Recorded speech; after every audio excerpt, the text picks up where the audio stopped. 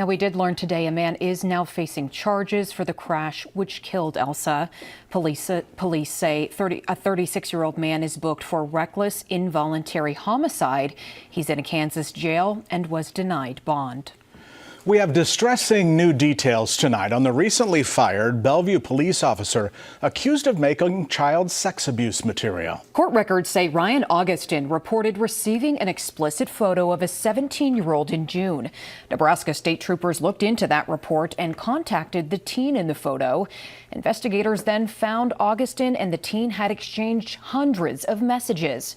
Augustin then reportedly admitted to having a sexual relationship with the girl and soliciting sexual photos. He was fired from his job on Friday and arrested the same day. He'd worked with Bellevue Police since 2018, including when the alleged relationship took place. Augustin's first court appearance is Wednesday.